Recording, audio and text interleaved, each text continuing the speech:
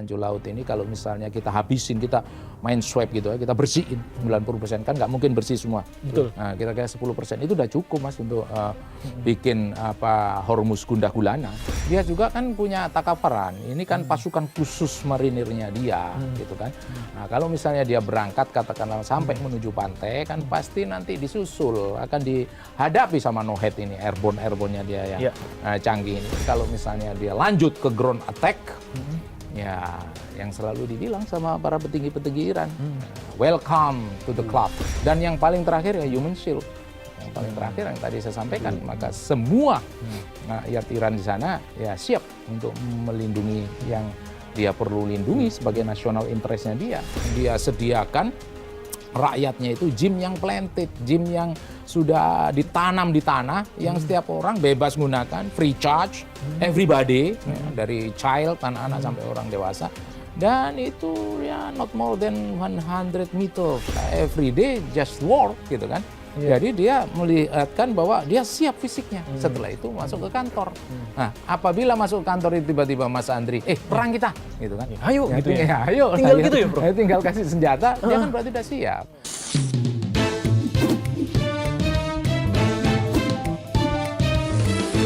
To the point aja. Halo Sobat Indo, Iran dan Amerika Serikat bersama sekutunya Israel saat ini masih dalam status quo karena mereka saling mengunci di Selat Hormuz.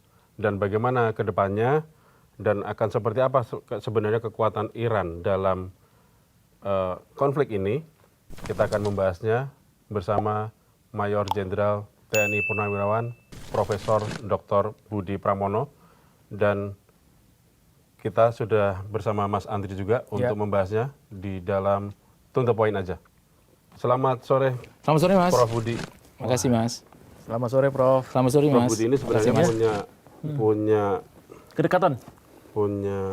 gelar yang panjang banget. Oh, gelar. Makanya betul. agak susah menghafal juga karena ada 12 bahkan akan jadi 13.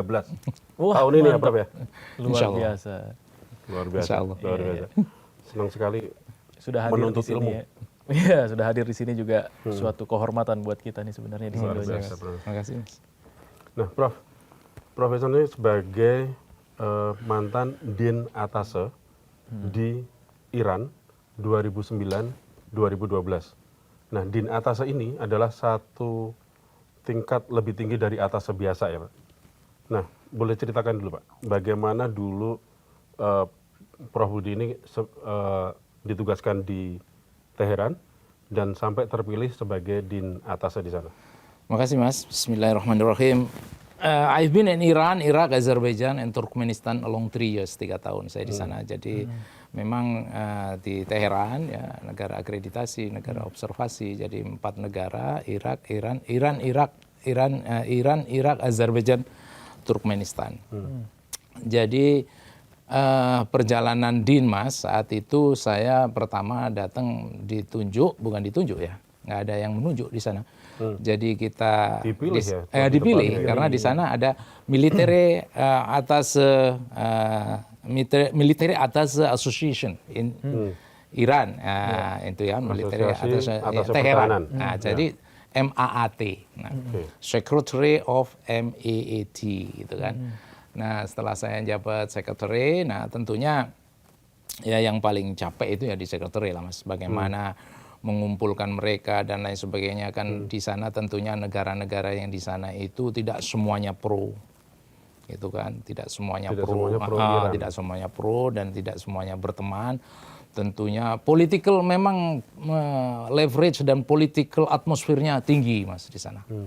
Jadi sesama kita pun itu kalau misalnya ada undangan dan lain sebagainya, ada yang diundang, ada yang tidak, atau diundang pun ada yang datang, ada yang tidak. Nah, seperti itulah. Jadi Secretary of MAAT at that time ya memang crowded, bagaimana menata tempat untuk party, bagaimana kalau kita misalnya ada hari-hari besar dan lain sebagainya. Pernah, ini pengalaman saya Mas. Hari-hari besar di sana, Mas mungkin bayangannya hari-hari besar di sana, kemudian saya bisa memamerkan atau katakanlah bisa show off bahwa inilah Indonesia dan lain sebagainya gitu kan. Ya nggak bisa kan, nggak boleh ada lagu-lagu, nggak boleh apa gitu kan. Sehingga saya mau buat ini Hari Kemerdekaan Indonesia di sana yang masif, ya nggak bisa. Saya selenggarakan di suatu gedung gitu kan. Saya tanya sebelumnya seperti apa. Ya usual daily activity and very normal lah Mas gitu. Saya kepikir gimana caranya diizinkan gitu kan. Nah, tentunya Mas kan pikirannya wah ada nyanyi, manggil biduanita dari lokal, dari apa, kemudian pikiran Mas kan pasti wah ini ada tariannya, tidak ada. Jadi flat gitu kan.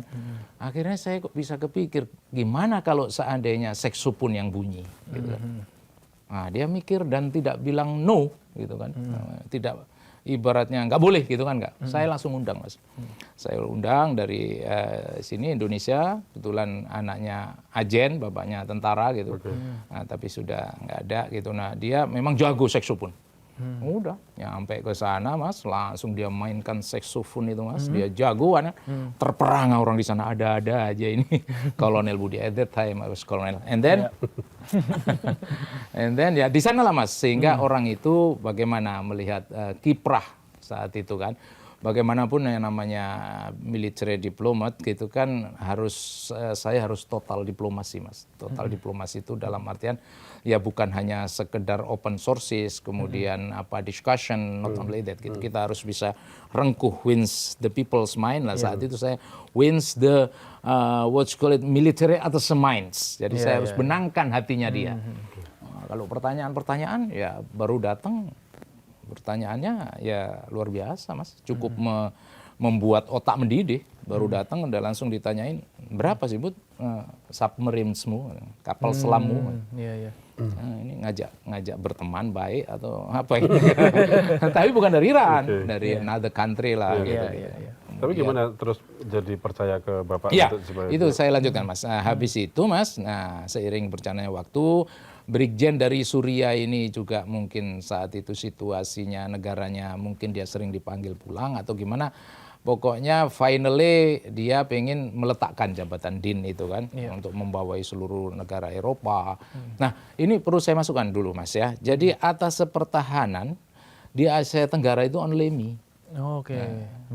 Nobody from Malaysia, nobody from Singapore, nobody from Thailand, nobody from Filipina, only Indonesia. Tapi itu mencakup negara-negara tadi berarti?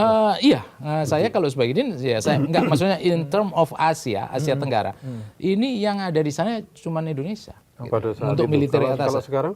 Not sure, saya belum cek, tapi ya kedutaannya ada, tapi untuk militer atas pertahanannya nggak ada. Berarti termasuk Iran, Irak, Azerbaijan, Turkmenistan itu 4 itu satu atasnya? Iya, satu atasnya, satu atasnya Mas.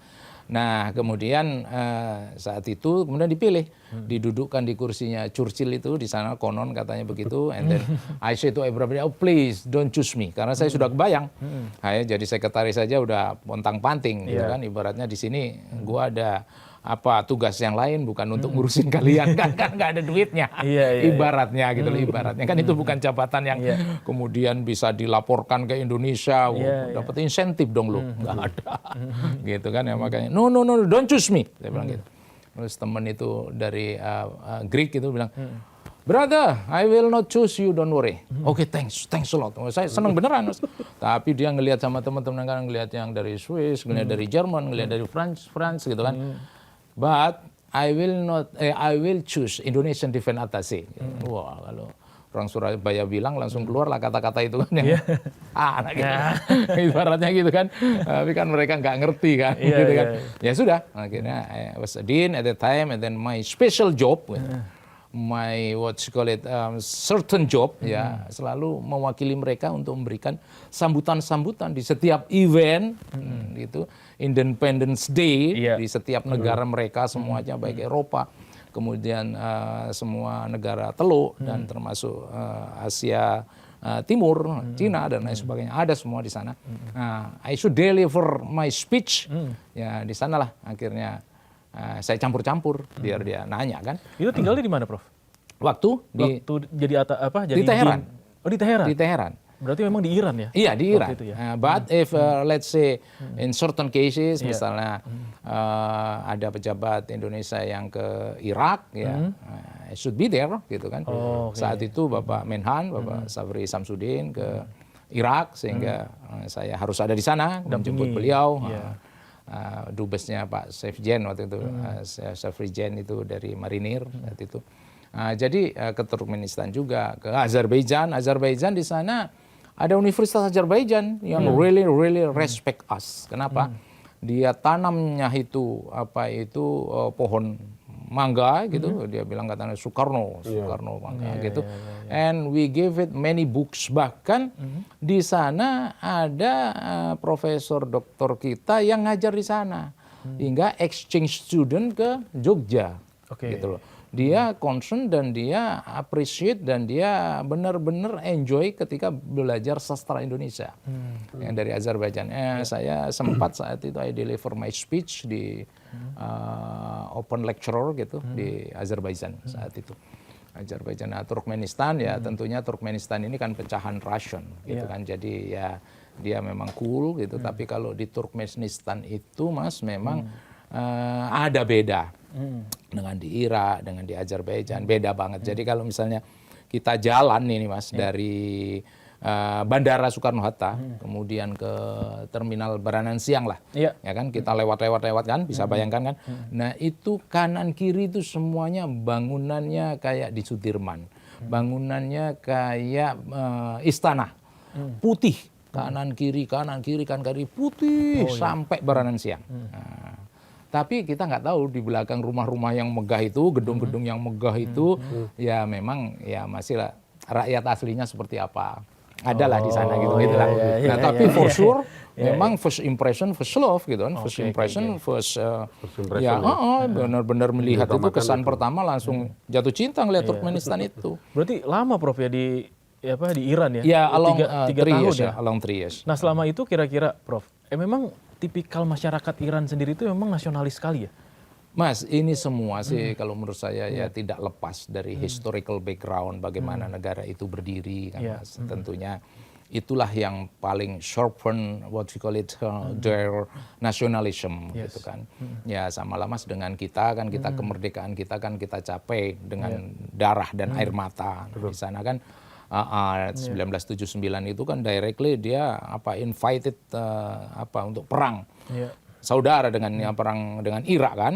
Perangnya konon juga bukan hanya perang konvensional yang murni tapi udah ada pakai weapon of mass destruction dan lain sebagainya lah at that time gitu kan. Dan itu baru berusia berapa tahun setelah 79, you can imagine kan. Berarti apa? Berarti ya historical backgroundnya itu untuk mempertahankan velayat faqihnya itu ya memang ya itu Mas yang dibilang katanya one God, one leader, one nation, one path. Jadi satu Tuhan, satu pimpinan, gitu kan rahbar kan, itu Khomeini kan at that time. Itu ya satu bangsa dan satu garis perjuangan. Nah, gitu kan. Jadi semuanya itu Mas complement each other. Jadi saling melengkapi. Jadi kalau saya bilang historical background kemudian ditambah lagi bagaimana from day to day activity gitu kan. Nah, jadi cultivate. Jadi benar-benar terdoktrinkan gitu. Dan selalu diikuti dengan aplikasi di lapangan ya. Let's say Mas tadi bilang nasionalisme ya kan Mas, nasionalisme. Selalu saya bilang di media-media yang lain kalau misalnya mendengarkan a little bit repetition, I'm so sorry lah ya. Tapi that's the fact gitu Mas. Misalnya kok bisa dia misalnya siap perang seperti apa? Loh iya, siap perang itu kan berarti siap fisik. Iya. Ya, janganlah kita bilang siap perang kemudian kita cuma orasi saja. Maaf kata ya badannya krempeng, bukan ngenyek yang krempeng juga kuat juga. Maksudnya tidak di backup oleh fisik yang kuat gitu. Enggak di sana. Gimana orang dia sediakan rakyatnya itu gym yang planted, gym yang sudah ditanam di tanah, yang setiap orang bebas gunakan, free charge, everybody, ya, dari child, anak-anak sampai orang dewasa. Dan itu ya not more than 100 meters lah gitu. Terus ada lagi. Kalau misalnya di Sindu ini ada, ya gua pasang di Mutiah ada, misalnya di sini mungkin di Al Jazeera situ ada. Sehingga dia nggak dapat di sini, misalnya kantornya setelah Al Jazeera gitu, ya dia lewat kan berarti, lewat gym itu, dan dia exercise. Exercise. kemudian exercise-nya macam-macam Mas, bisa you can imagine di gym kan, yang mana kalau misalnya kita ini ke gym kalau nggak pakai kartunya Mas Andri, nggak bisa. mana bisa kan. Tapi menarik yang cultivate itu tadi tuh, Prof. Ya kan, kultivasi itu artinya juga ada doktrin untuk warga negaranya untuk membela tanah air apapun. Iya Mas, itu kan automatically. Kenapa tadi? Ya itu diwarnai dengan bagaimana sih di perang dengan Irak saat itu. Nah, jadi kalau misalnya kemarin kemudian injury time ya sebelum subuh kalau nggak salah, kalau waktu di sini mau diserang semuanya itu sama Trump, kemudian dia semuanya menuju berbondong-bondong di bawah yang diperkirakan akan diserang. Nah, dia siap untuk human shield di sana. Nah, yang kayak gitu itu for sure ya mereka memang selalu ready kayak gitu. Gimana yang tadi saya bilang Mas, bahwa everyday just war gitu kan. Jadi dia melihatkan bahwa dia siap fisiknya. Setelah itu masuk ke kantor. Nah, apabila masuk ke kantor itu tiba-tiba Mas Andri, perang kita, gitu kan? Ayo, gitu ya. Ayo, tinggal gitu ya, Bro. Tinggal kasih senjata, dia kan berarti udah siap. Nah, di tempat artinya warga negaranya sudah siap untuk berperang. Nah, itu siap berperang dalam artian baik ya kan kembali lagi kan fisik itu tadi, nasionalisme tadi yang Mas bilang. Jadi dia itu apalagi dengan di embargo 40 tahun ya gitu kan Mas.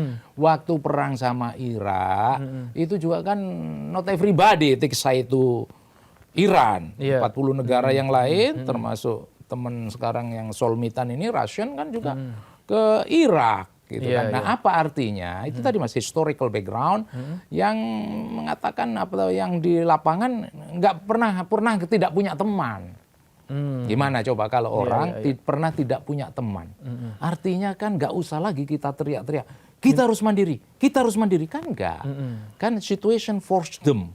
Situasi yang paksa dia untuk wah gimana mandiri, kan nggak mandiri nggak hidup. Mandiri in term of what? Politically.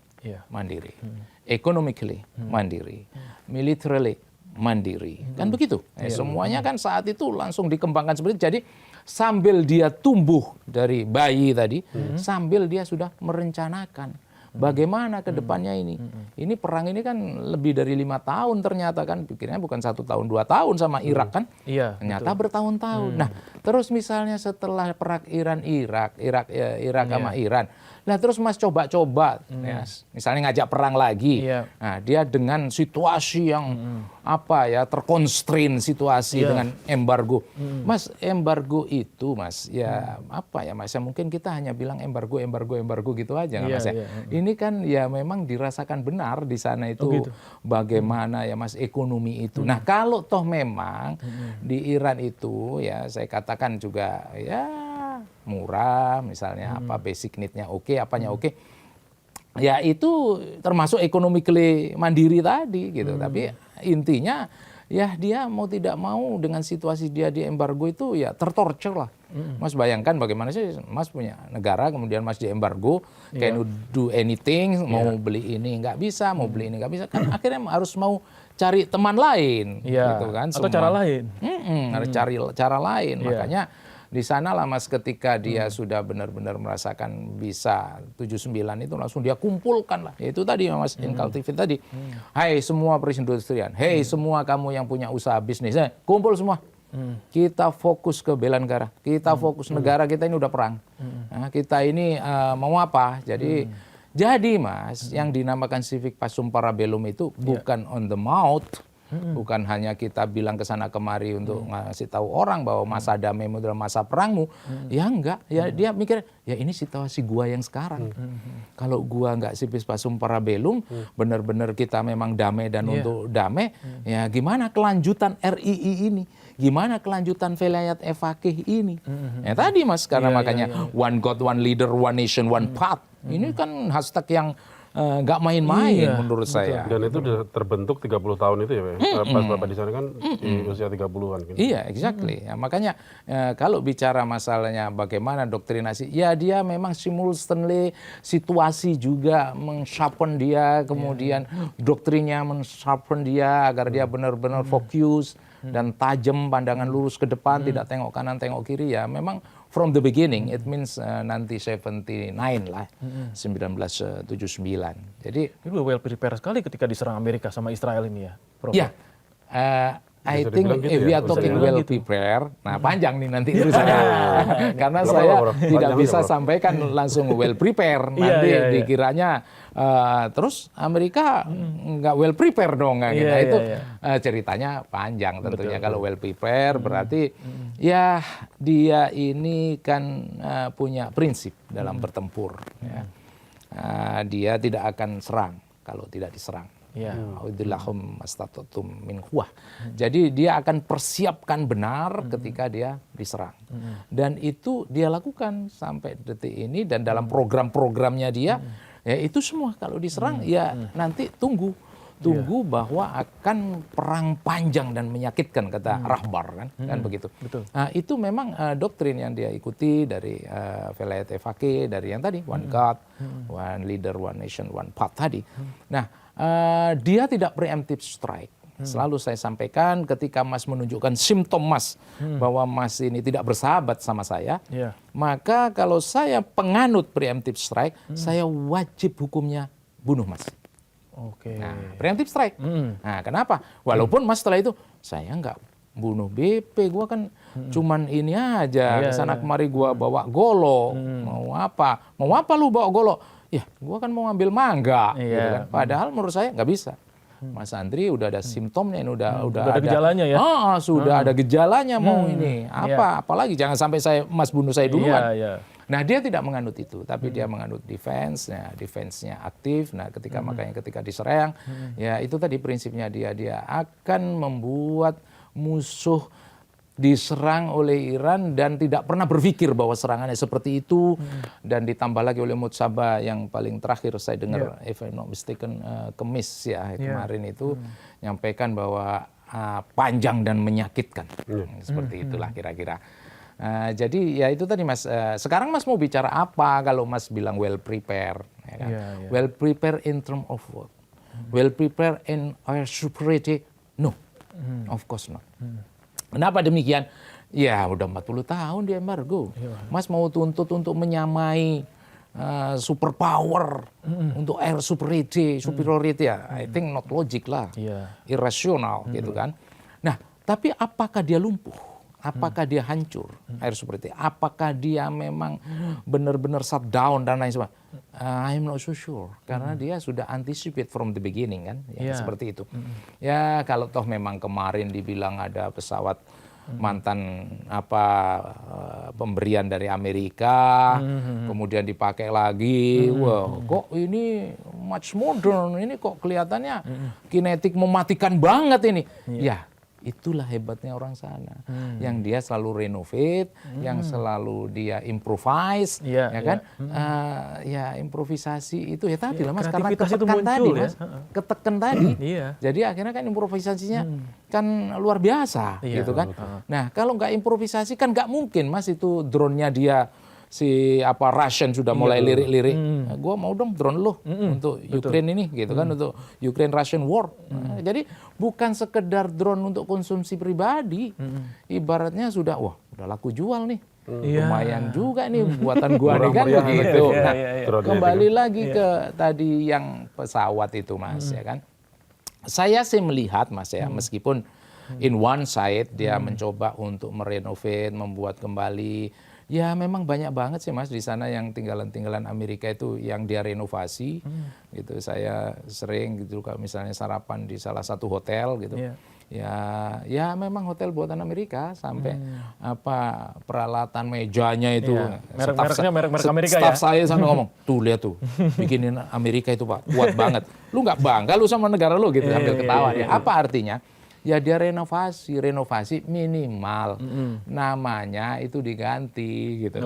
Yang dulu mungkin Hilton sekarang jadi ST Claw, gitu-gitulah gitu kan. Nah apa artinya? Itu aja kan sebetulnya menunjukkan ke kita Mas bahwa, wah ini orang memang kreativitinya tinggi. Nah kalau bicara creativity, innovation itu to my perception ya Mas ya, itu kan sesuatu value yang very high value in human being kan Mas. Sesuatu yang tinggi. Orang kalau nggak punya improvisasi, orang nggak punya inisiatif, renovasi atau perbaikan, ya berarti kan nggak jalan otaknya ibaratnya gitu. Nah kenapa dia tinggi? Nah kita kan tahu everybody knows Bapak kedokteran dunia kan Ibn Sina itu kan ada di Esfahan gitu kan. Nah, apa artinya? Ya memang orang sana kalau misalnya bergelut untuk otak-otakan gitu ya bisa. Memang tinggi Prof ya. Akredited. Nomor 3 ya. Itulah Mas. Makanya kan ya kita mungkin bisa aja Mas ngomong, wah ini Din ini bisa aja, itu kan bisa aja. Tapi kan kita tinggal tarik aja dari statement yang ada. Apa statement yang ada? Statement yang Mutsabah Rahbar kan barusan ngomong ketika dia didaulat, kemudian langsung dia berikan pidato. Hai Amerika, dosa-dosamu banyak, kau membunuh Rahbar. Maksudnya Rahbar itu quote-unquote bokap gue, gitu kan. Keluarga gue lu bunuh. Kau bunuh ahli-ahli nuklir, pembuat-buat bom terkemuka, gitu kan. Nah itu kan disebutkan dosa-dosanya dia. Maka bayar ini perang ini semuanya. Gitu. Tapi kalau kau juga masih nambeng, kata orang Jawa bilang kan, saya akan undang soulmate gua Cina sama Russian. Hey China, Russian, come to me, gitu kan. Welcome to the club, kan begitu. Nah, tapi ya kalau misalnya begitu juga, gitu kan, dia bilang mau coba kan, saya punya nuklir, nah, gitu kan. Nah, di sanalah akhirnya si Trump jadi, katanya nggak punya, dia kok punya nih? Kan udah diinspeksi, ya rapat dia kan. Ya, inspeksi silakan, until now not proven. Iya betul. For sure kan tidak terbukti. Kalau sekali aja dia terbukti, ya saya juga tidak akan ngomong di depan Mas Andri seperti ini. Tidak terbukti. Dan sampai sekarang eagerness-nya IAEA itu kan give me the path, kasih saya jalannya untuk menuju inspeksi. Dan itu adalah salah satu di dalam proposal itu agar mempermudah inspeksi itu. Apa artinya? Ya not proven yet. Dia belum menemukan itu. Nah, itu not proven itu sampai sekarang, Pak? Until now. Ya kalau misalnya, Mas kalau misalnya now it's already proven, ya udah nggak banyak lah sih anunya. Langsung dia serang, ya justru kenapa sih ini ups and down-nya ini diplomasi ini? Ya karena tidak menemukan proof itu, tidak menemukan witness, tidak menemukan benar-benar bukti yang nyata baik secara hukum ataupun secara pembuktian. Kan tidak terbukti. Kalau terbukti, wah tidak perlu lagi Mas si Amerika itu pakai ibaratnya dia masih blokade. Nggak usah, langsung ambil itu. Makanya dia kenapa si Amerika itu selalu nuclear first. Mau dibolak-balik, berapa kali sih ups and down ini? Ups and down ini berapa kali? Coba pertama kali ya sampai kegiatan zaman mau saya zaman batukan, terus lagi shoot and kill, terus lagi lock and loaded. Mas, saya mungkin kalau shoot and kill bolehlah Mas itu bluffing gitu kan. Tapi kalau sudah dengar lock and loaded, ini military terminologi Mas, yang so far that I knew gitu ya, itu sudah kosongkan senjata kosong, isi senjata isi, kan selalu begitu, mengulanginya kalau orang mau menembak gitu kan langsung kunci senjata terkunci. Nah setelah itu nggak ada apa-apa lagi Mas, apa-apanya cuma satu, tembak. Berarti dia udah langsung buka kunci, tarik pelatu, karena dia sudah bilang pelatihnya itu locked and loaded, kan gitu Mas. Nah itu Mas, makanya kalau sudah dibilang lock and loaded ya berarti naik lagi, kemudian udahlah, nyarilah Pakistan punya negara nuklir, tapi dia ternyata tidak ada hubungan dengan Israel. Berhasillah, rapotnya langsung baguslah di pertama. Nah, kedua, barulah di kedua ini ada safarinya dari pihak Iran, ya kan, safari saya bilang safari lah ya. Kunjungan diplomasi, ada yang bilang jihad diplomasi lah, whatever. Intinya dia jalan ke Pakistan jalan ke Oman, jalan lagi ke Pakistan, baru ke Rusia. Kemudian di Rusia sampai pada titik strategic comprehensive defense treaty kan gitu kan, udah membuat strategik yang komprehensif defense treaty kan di sana. Nah, apa artinya? Ya dia jalan-jalan ke sana kemari tentunya untuk memperjuangkan sequence-nya dia ini loh Mas, urutan dia, urutan Iran. Gua ini ngasih tahu lu ya. Jangan lu bolak-balik deh. Gua ini pengennya ya ayolah kita selesaiin. Blokadenya kita selesaiin, Hormuznya kita selesaiin, nah baru kita bicara nuklir. Nah Amerika nggak bisa nuklir dulu, ini gua blokit lo, gua bilang Hormuznya, maksud gua lu zero tolerance terhadap nuklir. Jangan lu masih main nuklir, lu masih main rudal, kan begitu. Nah, ini semua kan sebetulnya apa ya, sesuatu yang disappointment yang apa ya, kekecewaan yang mendalam yang 2015 ya saat CCPOA gitu kan, sehingga 2018 keluar Trump itu kan, ini kan dendamnya dari situ yang dia merasa ini kok masih belum zero tolerance nih gitu kan. Nah, inilah mas akhirnya jadi ya seperti itu. Jadi kalau ditanya ya Prof ya, ini kan sebenarnya mungkin sobat-sobat Cindo juga nanya ini nih, kira-kira menurut Prof ini sampai kapan sih perangnya? Mas, kalau bicara sampai kapan perangnya, mungkin Mas, ada insight dari Prof. Iya, Budi ya. Mas telepon dong Mutsaba Rahbar sama suruh duduk bareng ya. sama Trump gitu kan. Ya. Trump is somebody who has stereotype, character. Dia ini kan gut feeling, orang yang gut feeling itu segala sesuatunya berdasarkan naluri, cepat, quick respond. But sometimes not logic, but sometimes irrational. Yang penting cepat aja, kan gitu kan. Nah, kalau misalnya kita little bit kita buka buku Madman Theory, nah ini ada mas salah satu type of diplomacy ya, bentuk dari diplomasi yang memang ya bergaya pretend to be crazy gitu kan. Nah, pretend to be crazy ini bisa jadi dia crazy, bisa jadi dia tidak crazy. Seolah-olah crazy. Nah, seolah-olah crazy. For what? Deception. Kan dia juga walaupun Amerika dia juga pegang ilmunya Sun Tzu, subdue the enemy, everything in war based on deception, bahwa semua peperangan itu, pertempuran itu berdasarkan akal bulus, berdasarkan penipuan. Nah, dia tipu musuh. Sampai sekarang ini pasti Mas Andri juga bingung, kalau nggak bingung nggak mau nanya saya kan? Betul. Nah, bingung kenapa? Apa maunya Trump ini? Nah, berarti Trump berhasil ke Mas Andri. Berarti dia memang sengaja membuat musuh unpredict situation.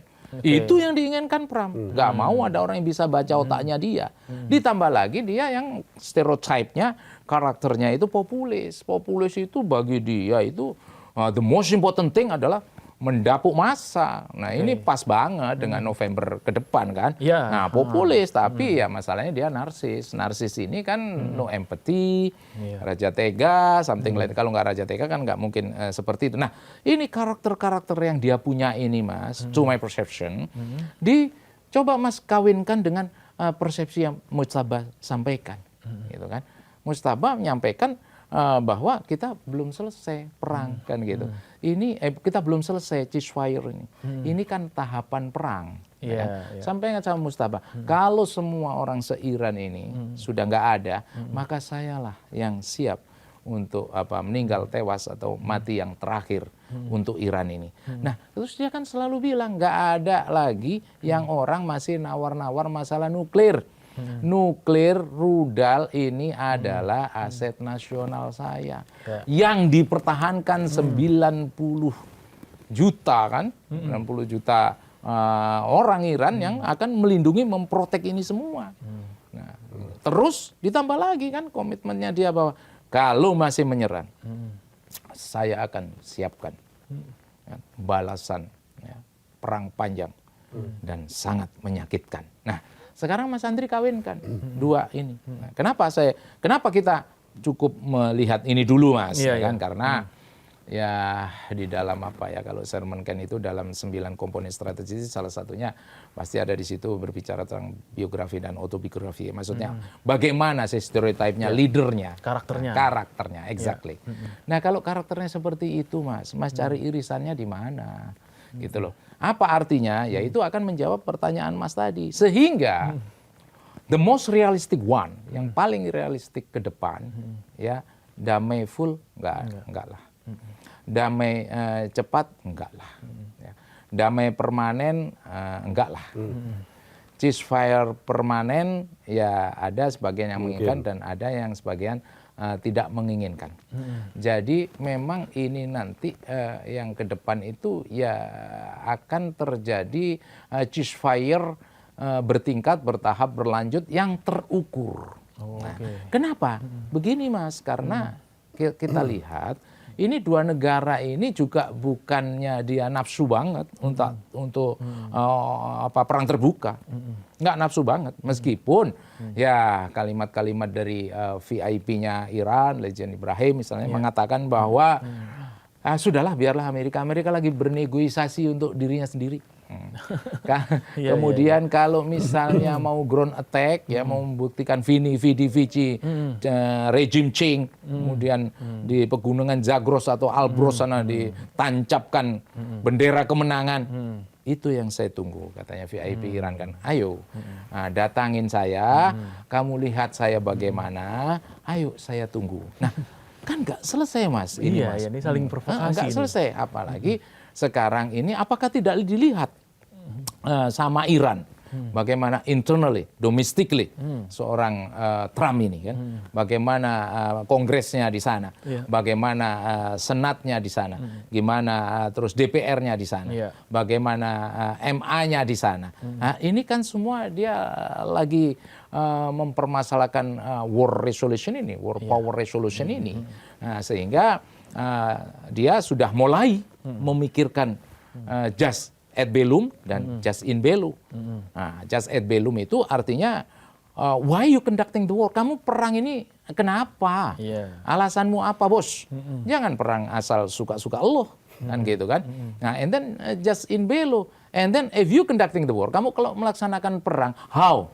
Kamu perangmu gimana? Proporsionalkah? Nah, pembedaannya seperti apakah? Nah, pembatasannya seperti apakah? Hasilnya seperti apa? Itu kan selalu dibicarakan di hukum. Nah, apakah kamu tidak proporsional, nyamuk kamu serang sama meriam? Nah, apakah kamu tidak membatasi, terus kamu mau hajar dengan weapon of mass destruction? Nah, termasuk nuklir lah. Nah, kan itu pembatasan. Nah, apakah kamu tidak membedakan, ya, ibaratnya anak-anak SD 165 sekolah langsung terbantai di sana, kemudian sekolahan sampai 500 lebih hancur. Nah, ini dia sudah mulai kan, Demokrat mulai berpikir kayak gitu dan lain sebagainya. Otomatis di dalam itu tidak fully 100% agree with Trump, gitu kan. Bagaimana dia AUMP-nya, kan, authorization for using military force, kan. Bagaimana apa itu yang resolution war power resolution ini tahun 73 ini. Nah, dia lagi berkecamuk di sana. Apakah Iran tidak membaca? Membaca, Mas. Nggak mungkin nggak membaca. Jadi kalau misalnya Trump itu baru turun pesawat, nah itulah propaganda warfare. Nah, itulah military campaign yang dilakukan. Dia tidak pernah tidak langsung ambil mic, ya kan, mengatakan yang Iran itu lagi konflik, pemimpin Iran itu yang mana yang bisa dipercaya. That's what you call it, military campaign, propaganda war. Nah, kalau misalnya itu di situ ada wartawan nanya, how about your country, sir? How about your legitimation? Gitu kan? Are you legitimate or not? Kan pasti disawat sandal ibaratnya. Gitu kan, kalau mau kayak gitu ibaratnya gitu kan. Perang narasinya di sini kuat banget memang ya. Perang narasi Amerika maupun Iran ya. Exactly, Mas. Perang narasi saat ini that's a part of military campaign yang tujuannya kalau Clausewitz bilang itu by other means ya, semuanya ini untuk tujuan politik. Tujuan politiknya Amerika apa? Ya zero tolerance terhadap nuklir, zero rudal dan lain sebagainya. Itu tujuan politiknya dia yang dia by other means ya, dengan blokade, dengan narasi-narasi itu, dengan dia coexist with coercion ya, boleh berdampingan begini tapi lu tetap gua takut-takutin ya, lu tetap gua ancam ya, lu gua tetap bikin makan tidur tidak nyenyak ya, itu politiknya dia. Jadi artinya ini akan panjang sebenarnya. Akan panjang dan yang kejadian dan hanya riak-riak terukur tadi ya, Prof bilang ini. Kalau misalnya pun ada sekarang saling ngunci, kan? Senjata tapi ini. saya juga nggak mau Mas Andri nanti ibaratnya gitu, panggil itu Bapak itu, dia kemarin katanya mau perangnya mau panjang-panjang, ternyata udah panjang. Nah, itu kan dengan catatan, Mas. Iya, betul. Dengan catatan. Kalau ini catatan ini ya intinya masing-masing national interest-nya disikat. Nah, disikatlah national interest-nya Iran, katakanlah. Apa itu? Blokade, ada tembakan. Terjadi tembakan. Entah itu tembakan diawali dari kapal-kapal kecil, Shomboot, apakah itu dari pihaknya Amerika. But if it's happen, nah ini salah satu alasan. Berarti ini yang akan dipolitisasi.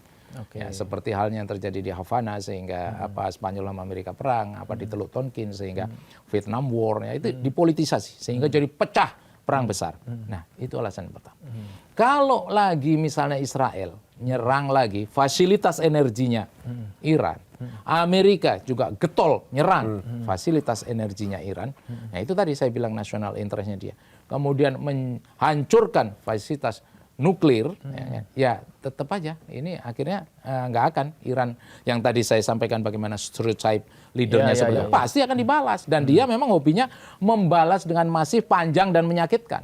Nah sama dengan Amerika, kalau misalnya ada katakanlah orang Amerika atau personil Amerika ya dalam hari ini yang ada di Teluk, kemudian dia banyak tewas karena disikat sama Iran, katakanlah gitu kan, kemudian juga Israel, kemudian main lagi itu front line-nya dia, yang Houthi ada di Yaman, kemudian Hizbullah juga masih reaktif, coercion, gitu kan, yang ada di Lebanon, kemudian yang ada di Syria, yang ada di Irak, milisi-milisi itu gerak simultaneously. Nah, Amerika kan sudah mikir, salah satunya kan Amerika bilang, kamu hilangkan lagi, kok jangan bantu-bantu lagi. Ini proksi-proksinya Iran ini ya. Nah itu kan salah satu keinginan Amerika. Kemudian tiba-tiba misalnya Amerika juga serang Hormuz, nah ini kan salah satu leverage-nya Iran. Kenapa? Karena Iran juga kan ngomong ini adalah aset nasional saya. Nah, sedangkan Amerika ini jangan kau jadikan sandra untuk kepentinganmu. Kamu pakai Hormuz. Hormuz ini kan untuk internasional, kata Amerika. Padahal ini kan really 100% sovereignty of Iran, kedaulatan Iran. Saya pikir itu, Mas. Jadi kalau saya bilang pendek atau panjang, ya itu tadi, Mas, tidak akan ada damai sempurna, tidak akan ada damai instan, ya. Kemudian kalau misalnya going to ya, perang terbuka, ya itu tadi, Mas, mereka kan punya insentif. Insentif masing-masing. Insentif masing-masing itu apa? Iran, Mas. Nah ini on the other hand. Katakanlah, Mas, berarti Pak, Hormuz walaupun dia buka tutup, berarti akan ditutup full, akan ditutup. Iran juga mikir, Mas. Mikirnya apa? Kalau dia tutup terus-terusan, ya gitu kan. Bagaimana dengan Iran sama bagaimana dengan Inggris sama Perancis? Ibaratnya Iran ini maunya apa ini? Nutup terus-terusan. Ini kan energi global decrease ini. Apa maunya? Udah kita selesaikan aja lah. Kok nggak bisa selesai-selesai nih sama Bapak itu? Kan gitu kan. Walaupun dia sudah blockade dan lain sebagainya, udah kita akhirnya apa, kan pecah, perang regional, ya kan? Karena Iran versus everybody jadinya ya. Versus everybody. Ini ke sana, sama aja dengan misalnya Iran mengadakan serangan ke headquarter yang kemarin dia kasih ke negara-negara Teluk. Sedangkan negara-negara Teluk kan sudah selalu saya sampaikan di media dia mulai hedging, sudah mulai lirik kanan lirik kiri bagaimana Arab sudah mulai sama Pakistan soulmate, mulai sama Iran juga soulmate. Nah, apa artinya? Ya dia sudah mulai melihat bahwa world policy ini kok sudah mulai katanya perang cuma sebentar, kok lama banget ini, nggak selesai-selesai dan lain sebagainya. Jadi sekarang ini sudah memang di mana-mana, Mas, pecah. Ya, pecah dalam artian semuanya sedang mencari hidup masing-masing. UEA, ya kan? Ini artinya kongsi-kongsi nanti juga akan bergeser ya? Mau nggak mau, Mas. Kerja kan ini every second ini berubah semuanya. UEA sudah pakai jalan darat. Dia lihat bahwa Hormuz ke depan ini kayaknya gua nggak bisa nge-HI atau aman deh. Dia buatlah itu jalan darat mulai dari Abu Dhabi sampai Hujairah itu, meskipun Hujairah terserang. Nah, terus sebenarnya Arab juga kan bikin pipa besar di Laut Merah itu, di Yaun B itu kan. Apa artinya? Dia mencoba untuk alternatif, tapi ya no matter what alternative you have it, masalah kamu punya alternatif apa? Tapi ya Hormuz is the most efficient one, the most effective one, yang murah, yang efisien, yang tercepat dan lain sebagainya. Makanya, Mas, coba-coba ini ada second Hormuz. Second Hormuz kan Bab el Mandeb. Oke, kamu punya Bab el Mandeb. Walaupun di Djibouti di sana itu pangkalan negara-negara internasional sudah ke sana semua, termasuk Cina. Cina ini the first one dia letakkan di Djibouti sana. Tapi ingat, di seberang kan ada Yaman dengan Houthi-nya, gitu kan. Nah, ini kan Houthi ini ya pastilah menurut dia kalau misalnya Bab el Mandeb ini second Hormuz ini tertutup, kalau misalnya Hormuz tertutup, Bab el Mandeb tertutup, dan selesailah. Maksudnya energi global ini benar-benar terpuruk. gitu kan. Udah terpuruk karena dua tempat itu. Ya meskipun kita masih punya Tanjung Harapan lah, ya mau kita masih punya Selat Malaka dan lain sebagainya.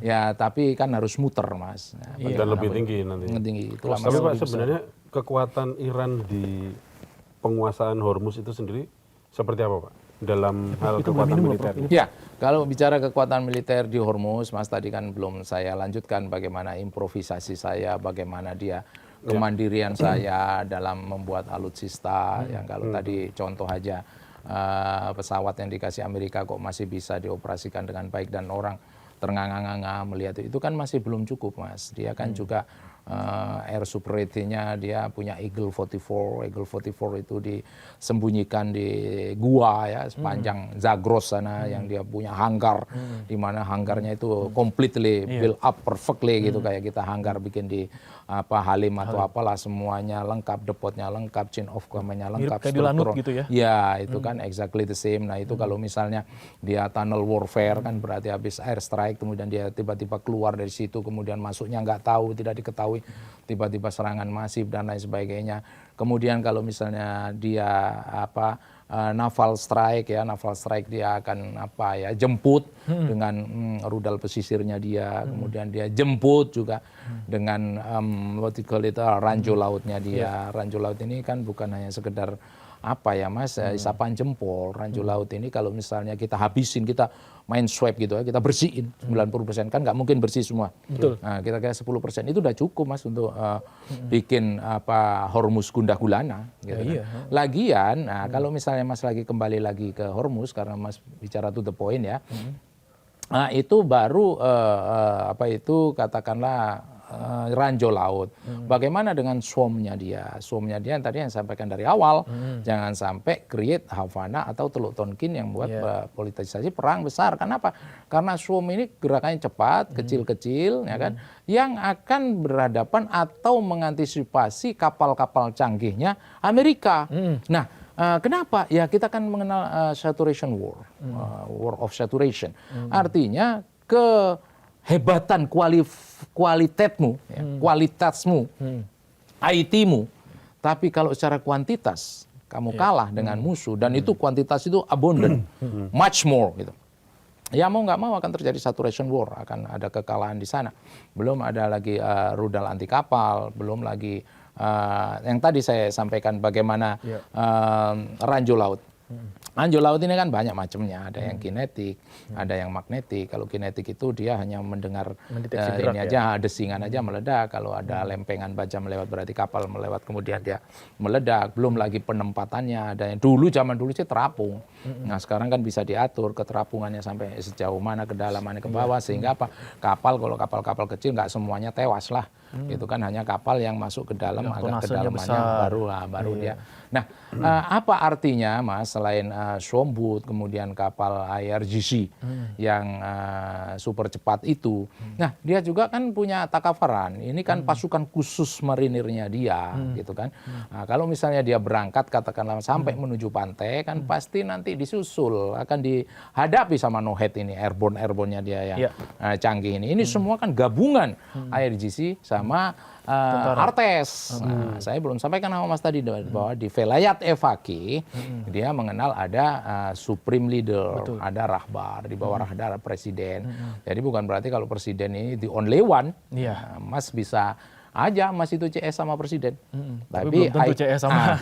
I couldn't garanti bahwa Mas Andri bisa CS sama rahbar. Iya. Gitu Mas. Nah, itu berlapisnya dia. Mas termasuk tentaranya berarti kan ada banyak kan, ada garda revolusi, ada tentara yang biasa. Nah, itu dia. Makanya yang biasa itu yang saya bilang Artes itu ya yang tadi Mas tanya sama saya ya, saya SU-82 di Australia. Saya SESCO undergraduate di Filipina, saya Lemhanas dan lain sebagainya.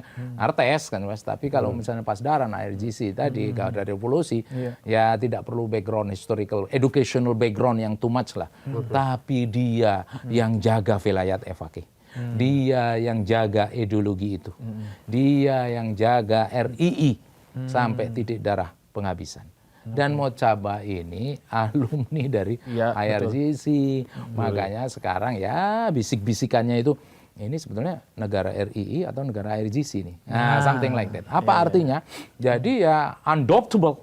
Kalau yang namanya mustabah ini terus lembek-lembek itu sudah nggak diragukan lagi.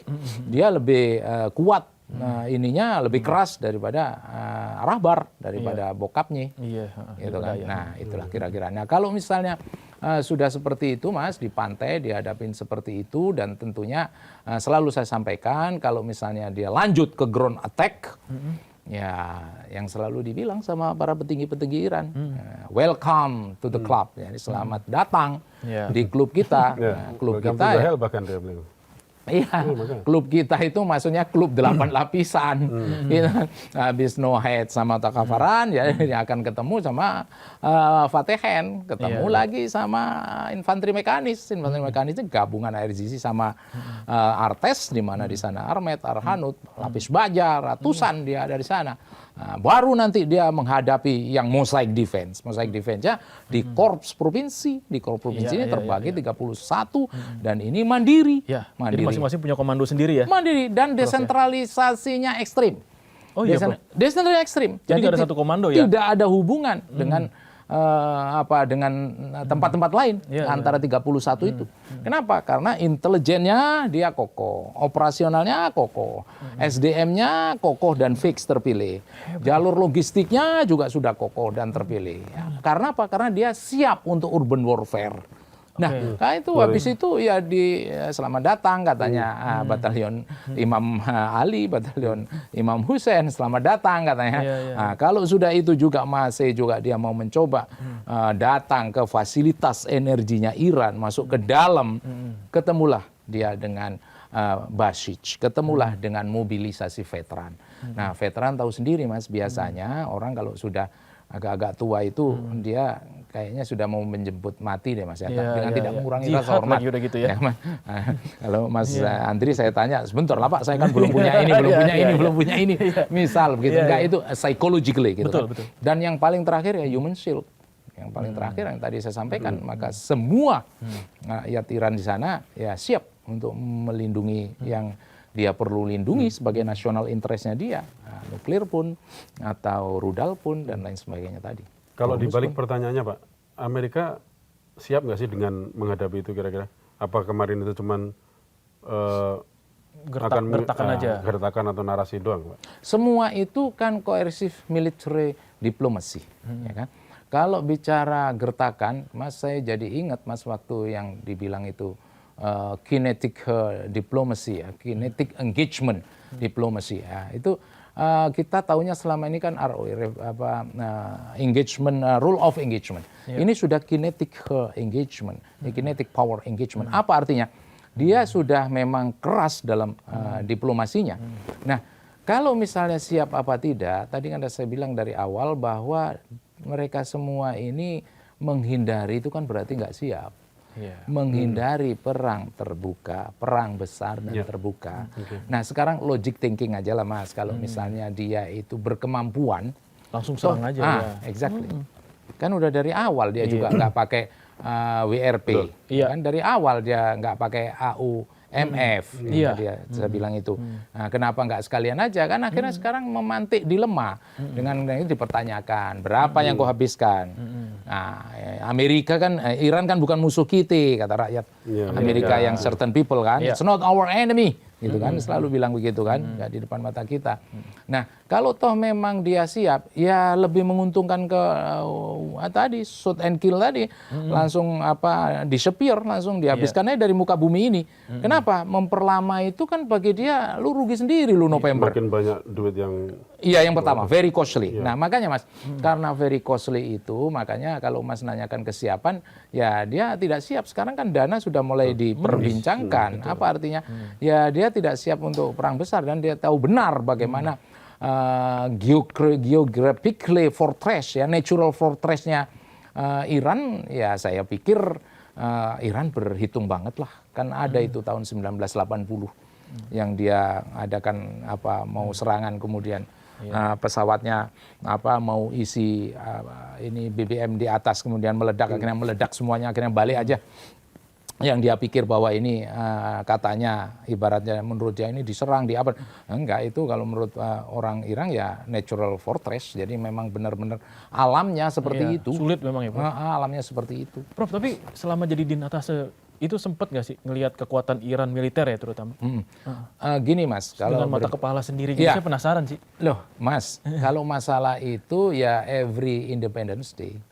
Jadi kalau misalnya dia ngerayakan 17 Agustusnya mereka ya kita diundang Mas. Defile Kita gitu ini ya? kan kita kan open sources, Iya. gitu kan. Kalau misalnya defile nggak mungkin lah Mas, itu rudal itu dibuat dari bambu runcing. Iya. Nah, kan kita kan juga hafal bagaimana alutsista kan Mas. Iya. Dan itu memang ya dia tidak selesai-selesai. Defile itu berjam-jam. Bagi kita Saking banyaknya itu. saking banyaknya. Nah, itu memang diawali sih Mas, diawali dengan pasukan-pasukan yang saya bilang itu Mas. Iya. Pasukan itu maksudnya bukan pasukan kayak pasukan kita. Iya. Ya ini batalion TK, nah, kecil-kecil dulu. Batalion SD. Ya ibaratnya lah gitu kan untuk menggampangkan saya. Batalion SMP, batalion SMA, Dari yang baru paling lemah basis sampai yang paling kuat, ya. baru basis, baru veteran tadi, baru Fatehen tadi. Nah, baru ini untuk tempur kota seperti apa urban warfare dari apa korps provinsi. Baru ini batalion Imam Ali, baru ini batalion Imam Hussein, baru ini Fatehen. Selesai? Belum selesai.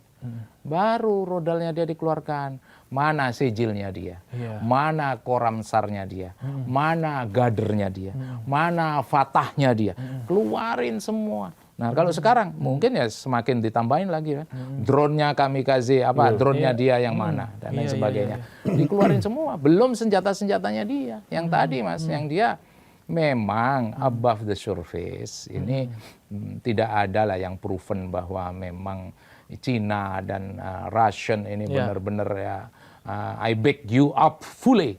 Saya jaga kamu 100%. Bawah meja semua itu kan. Tapi kan below the surface ya kan. Coba secara geographically aja. Masa Mas nggak curiga keberadaan dari Laut Kaspian. Laut Kaspian itu bukan laut sebetulnya, itu adalah danau. Danau besar. Danau di bawahnya itu kan negara akreditasi saya, di mana di situ ada Iran, di situ ada Azerbaijan, ada Turkmenistan, di atasnya lagi Tajikistan, nah yang membentang di utara kan Cina. Rusia, ya kan. Nah, Rusia ya gimana Mas, orang nggak ada negara yang tahu kok itu di Tajikistan itu tertutup, itu kan bukan bermusuhan each other, bukan bermusuhan satu sama lain gitu kan. Nah, apa iya dia tidak, kan sangat tidak mungkin lah Mas kalau misalnya itu lu perlu apa Iran kan gitu. Oh, udah terbukti Iran sudah bantu drone ke ini kok Ukraine war, Ukraine Russian war. Ibarat tetanggaan itu saling minta garam di belakang rumah gitu ya. Itu dia, exactly. Nah, walaupun garamnya kadang nggak tahu bayar apa enggak kan kita. Nah, kembali lagi, nah kalau model-model cyber, Mas gimana mau prove it? Kalau model electronic warfare, bagaimana Mas mau prove it? Bagaimana Mas bisa melihat dengan satelit yang precisely, gitu kan? Sehingga apa? Sehingga rudal balistik ini kok bisa pas di headquartersnya negara-negara teluk itu, ya meskipun ada miss sedikit-sedikit. That's the differences between ballistic missile sama cruise missile kan. Dimana kalau cruise missile kan memang dia terbangnya di bawah pengawasan radar, tapi kalau memang ballistic ini kan naik ke atas kemudian ke bawah. Nah, little bit not accurate perhaps. Tapi kalau ngelihat dengan kemampuan Iran yang diembargo 40 tahun gitu Mas. Kemudian ibaratnya dia mau nyikat tempat Mas di sini, kemudian ya kena Al Jazeera sedikit-sedikit dan sebelah itu ya Betty lah, beda-beda tipis. Tapi pertanyaan kita, kok bisa dia sehebat itu? Apa artinya? Ya kalau misalnya nggak ada bantuan, I'm not so sure. Kenapa? Nah, sama Cina dia kan tergabung di SCO, Shanghai Cooperation Organization gitu loh. Apa artinya? Berarti dia itu ada intersectionnya, dia berhubungan dengan baik. Apalagi Mas di strategic comprehensive ini yang dibuat sama Rusia, itu kan berangkat dari 3 pilar. Economically, karena memang dia ini common enemy, menganggap Amerika common enemy, bersama. Dia mikir ekonomi kita berdua gimana nih ke depan. Lu kan di ban juga, iya gua lama banget di ban, ya gua kan juga di ban juga nih gini. Nah makanya ekonomi kita pikirin yuk, pikirin economically.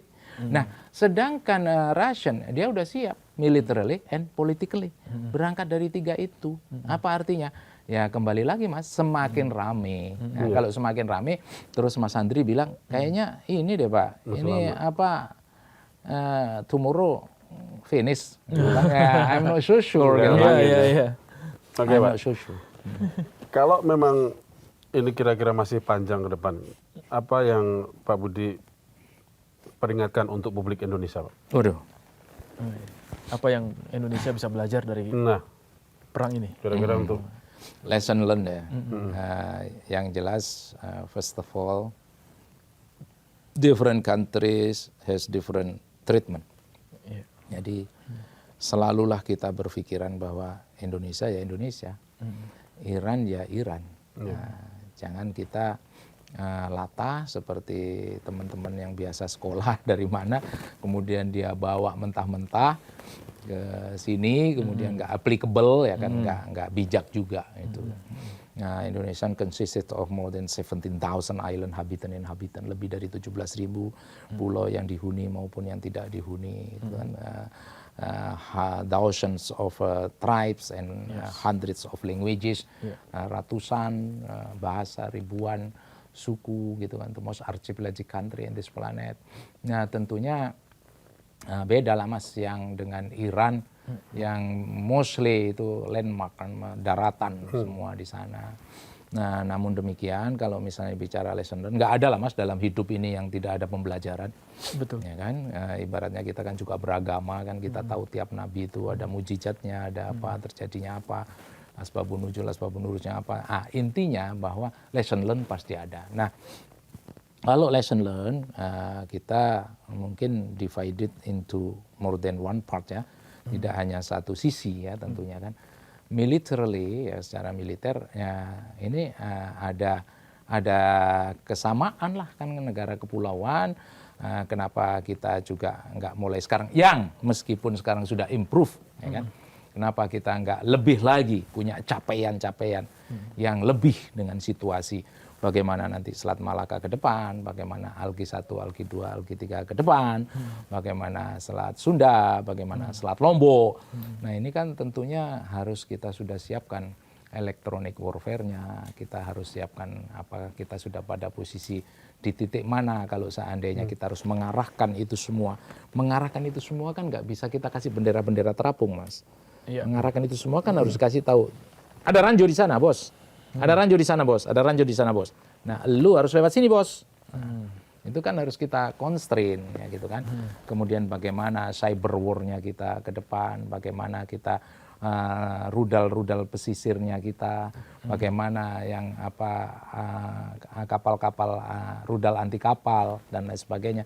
Yang intinya untuk menjaga laut kita ke depan. Nah, itu pasti banyak lah poin-poinnya yang harus kita improve. Nah, lagi Mas, improve, renovate, nah kemudian inovasi-inovasi dan lain sebagainya militarily.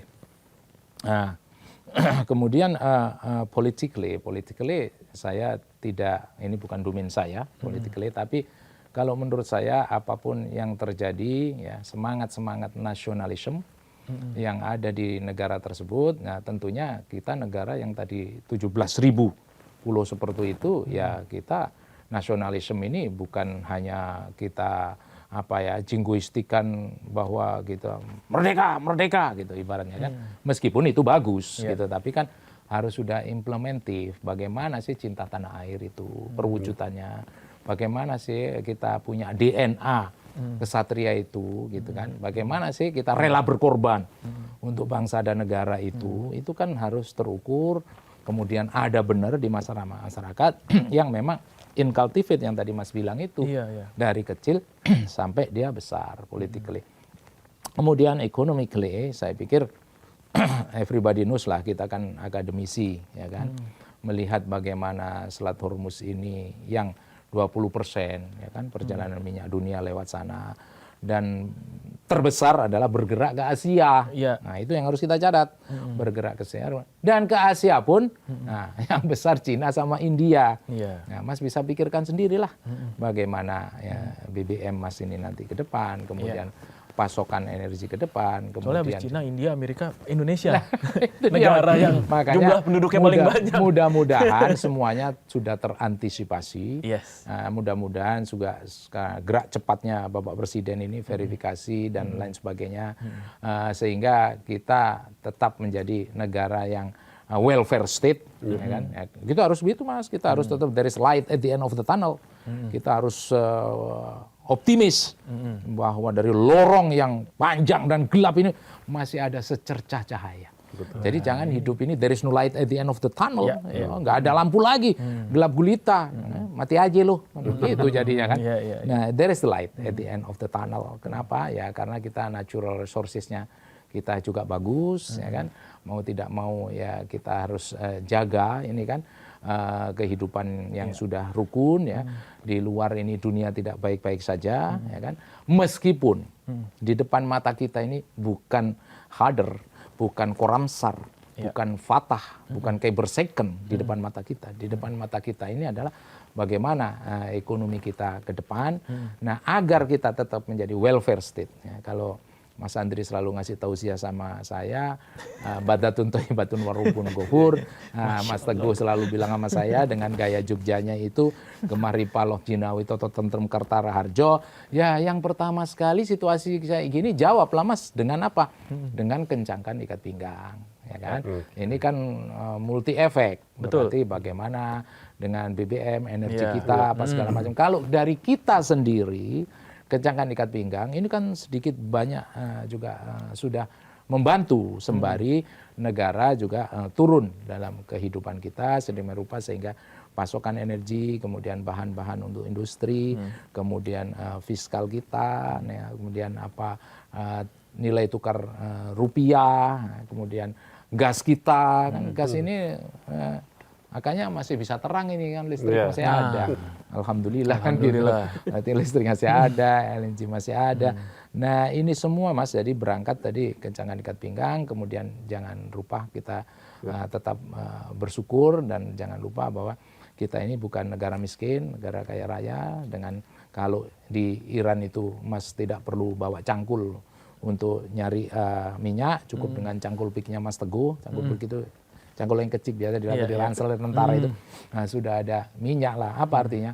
Berarti selain natural fortress, ya, bagaimana alam dia melindungi itu, dia juga natural resources-nya yang memang unlimited, yang sebegitu banyaknya. Nah, kita apakah kalah? Kita juga lebih banyak kan gitu kan. Nah, makanya ini harus kita jaga Mas. Nah, jadi tidak ada lagi istilah apa itu tidak bersatu bagi saya.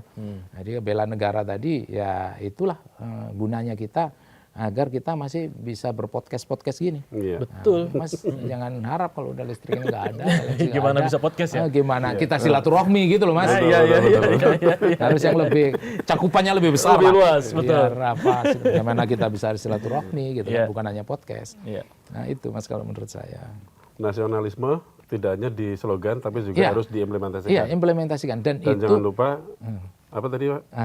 There is light there is light at the end of the tunnel. Optimis lah selalu. Inamalu serius loh. Udah mulai keluar tausiahnya. Kayaknya kalau tausiahnya udah mulai keluar kayaknya podcastnya udah mau selesai. Iya. Gitu ya. Terima kasih banyak Prof Budi. Makasih Mas. Prof, terima kasih banyak Prof atas waktu dan pencerahannya buat kita memang bagaimanapun juga ya. Mudah-mudahan bermanfaat Mas. Amin. Pastinya. Dan nasionalisme itu tadi ya Pak ya. Nasionalisme. Oke, Sobat Sindo, terima kasih banyak Pak Prof Budi yang sudah memberikan pencerahan buat kita. Saya Teguh DH. Saya Andri Susanto. Sampai ketemu lagi di Tunda Poin berikutnya.